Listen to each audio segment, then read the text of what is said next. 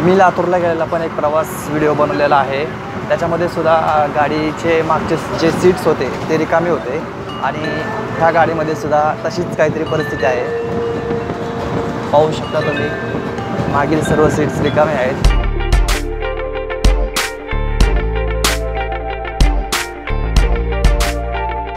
नमस्कार मित्रांनो, पुन्हा एकदा स्वागत आहे माझ्या आणखी एका नवीन व्हिडिओमध्ये। आणि आज पुन्हा एकदा आपण प्रवास करत आहोत आणि मी आता चाललो आहे चिपळूणला। म्हणजे रात्री जवळपास 11ची गाडी आहे। ही गाडी जाणार आहे सातारा, पाटण, चिपळूण अशा मार्गे ही गाडी चिपळूणला जाणार आहे। तर होप तुम्ही हा प्रवास नक्की एन्जॉय करा आणि व्हिडिओ शेवटपर्यंत नक्की बघा आणि व्हिडिओ आवडला तर लाईक नक्की करा। चला सुरू करूया आपला आणखी एक नवीन प्रवास।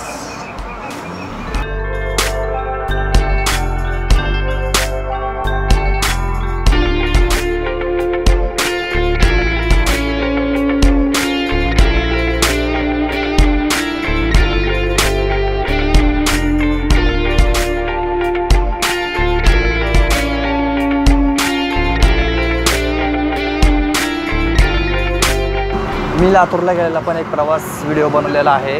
त्याच्यामध्ये सुद्धा गाडीचे मागचे जे सीट्स होते ते रिकामे होते आणि ह्या गाडीमध्ये सुद्धा तशीच काहीतरी परिस्थिती आहे। पाहू शकता तुम्ही मागील सर्व सीट्स रिकामे आहेत। रात्रीचा प्रवास आहे, त्याच्यामुळे ॲक्च्युली जास्त लोक रात्रीचा प्रवास करत नाहीत। याच्यावरनं असं समजतं आहे जेव्हा गाडी हलते, ही ॲक्च्युली पिंपरी चिंचवडवरनं गाडी आलेली आहे। जेव्हा गाडी हलते मेन स्टँडवरनं तेव्हा गाडीला क्वचित म्हणजे जास्त तर ठिकाणी गाडीला गर्दी नसतेच आणि जेव्हा पुढे स्टॉप घेत जाते तेव्हा गाडीमध्ये गर्दी वाढते, जसं की लातूरला जाताना झालं होतं। किती? साताराला तर 2 तास लागतात ना? 2 तास लागतात ना साताऱ्याला? शिरवळ वगैरे कसं काय? आता किती वाजले? बरं, किती आहे सातारा? किती? 150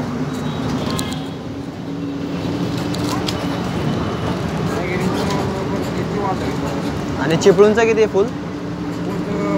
360।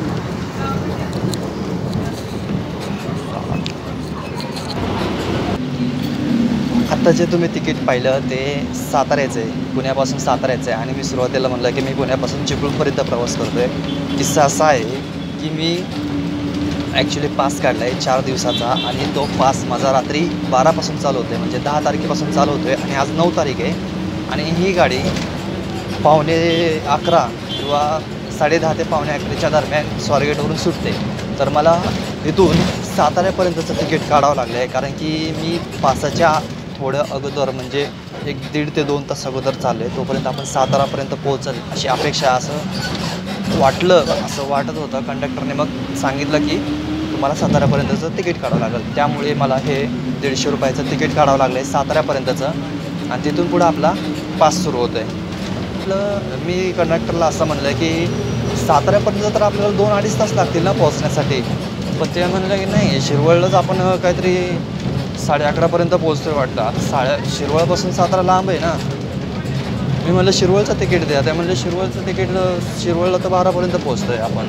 आता टास्क हा आहे की आता माझं काम हे आहे की मला हे बघायचं की 12 वाजेपर्यंत आपण कुठं पोहोचतोय, त्याच्यानुसार कळेल की मला कंडक्टरने तिकीट व्यवस्थित दिलं आहे का उगाच जास्त पैसे माझ्याकडनं घेतलेत। पाहूया, जे होईल ते तुमच्याबरोबर मी शेअरच कराल। त्याच्यासाठी व्हिडिओ स्किप करू नका, व्हिडिओ शेवटपर्यंत नक्की बघा। आणि पुढे घाटामध्ये जो पाटणचा जो घाट आहे, सातारा पाटण क्रॉस आपण चिपळूणला उतरतो ज्या घाटामधून, तिथे जर पुढे कोणी नसेल बसलेलं तर मी नक्की प्रयत्न करेल तुम्हाला घाट दाखवण्याचा, कारण की ॲक्च्युली माझा पण हा पहिलाच प्रवास आहे त्या पाटण या घाटामधून, म्हणजे सातारा पाटण चिपळूण या मार्गे। आणि मी पण एक्सायटेड आहे घाट बघण्यासाठी, कारण की रात्रीचं एवढं काही दिसणार नाही आहे, तरी पण आपण त्या सह्याद्रीमधून प्रवास करणार आहोत। काही नाही, जे घाटामध्ये होईल ते तुम्हाला दिसतच राहणार आहे, त्याच्यामुळे शेवटपर्यंत व्हिडिओ नक्की बघा आणि व्हिडिओ आवडला तर लाईक करा आणि सबस्क्राईब करायला विसरू नका, कारण मी असेच तुमच्यासाठी आणखीन वेगवेगळ्या ठिकाणाचे प्रवास व्हिडिओ, आणखीन पर्यटनाचे ठिकाणं घेऊन येणार आहे। त्याच्यामुळे सबस्क्राईब नक्की करा। आणि सपोर्ट करा भावाला.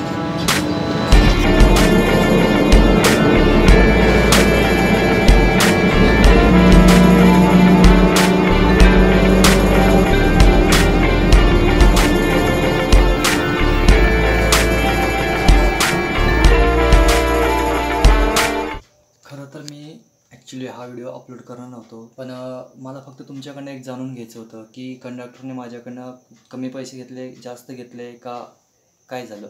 तर गाडी ही जेवणासाठी नारायणपूरमध्ये थांबली. 11:30 वाजता नारायणपूरमध्ये थांबली, म्हणजे अर्धा तासात आम्ही नारायणपूरला पोहोचलो. तिथे जेवायला थांबली गाडी. ठीक आहे, जेवायचा टायमिंग सोडून देऊया आपण. जेवायचा टायमिंग जरी सोडून दिला तरी 11:30 वाजता आपण निघालो, म्हणजे तसे ॲक्च्युली 12 वाजलेले नारायणपूरमध्येच, पण अर्धा तास आपण सोडून देऊया. 11:30 वाजता गाडी नारायणपूरमधून निघाली आणि 12 वाजता शिरवळमध्ये पोचली. तर मला सांगा की माझ्याकडनं तिकीट साताऱ्याचं काढलं आणि गाडी 12 वाजता शिरवळमध्ये पोचली.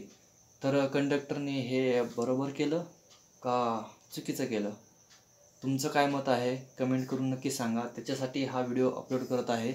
आणि पुढे जे मी दाखवणार होतो तुम्हाला, तर त्या गाडीचे लाईट्स एवढे कमी होते, मी पुढं बसूनसुद्धा पलीकडच्या साईडचं काहीच दिसत नव्हतं. ॲक्च्युली तो बल्ब असा बंद आहे असंच वाटत होतं. मला आश्चर्य वाटतं की त्या बसच्या चालकाने ती गाडी त्या कुंभारली घाटामधून कशी काय नेली असेल. तर म्हणून मी तुमच्यासाठी पुन्हा एकदा म्हणजे पार्ट दुसरा बनवत आहे, पुणे टू चिपळूणच. त्याच्यामध्ये मी तुम्हाला तो पूर्ण घाट कवर केलेला आहे आणि ते तुम्हाला पूर्ण घाट मी दुसऱ्या पार्टमध्ये दाखवलेला आहे. तो पार्ट नक्की बघा. हा ह्या रविवारी मी अपलोड करेल आणि दुसऱ्या रविवारी. तर मला फक्त एवढंच जाणून घ्यायचं होतं तुमच्याकडनं ह्या व्हिडिओमध्ये की बरोबर घेतले का चुकीचे घेतले पैसे. आणखीन जर सांगायचं झालं तर माझं तरी पर्सनली असं मत आहे की तुम्ही जरी पास काढला असेल, तुम्हाला गडबडीत कुठं अर्जंटच पोचायचं असेल तिथं 12च्या अगोदर, तर पहिलं गाडी जिथे 12 वाजेपर्यंत जाते तिथपर्यंत जाऊ द्या आणि मग जिथून तुम्ही बसलात आणि 12 वाजेपर्यंत जिथं गाडी पोचली तिथपर्यंत याचं तिकीट काढा. असं माझं तरी पर्सनली मत आहे. आता शेवटी तुमची इच्छा.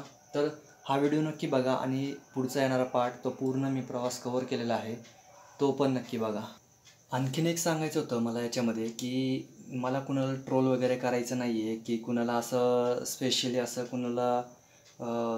कुणावरती बोट दाखवायचं नाही आहे. पण जे घडलं ते योग्य का अयोग्य एवढंच मला तुमच्याबरोबर शेअर करायचं होतं. याच्यामधून दुसरं कुणालाही कमी लेखायचं किंवा असा काही उद्देश नाही आहे माझा. पहिलं हे मत क्लिअर करतो माझं. तर अशी काही परिस्थिती होती आणि तुम्ही कमेंट करून नक्की सांगा.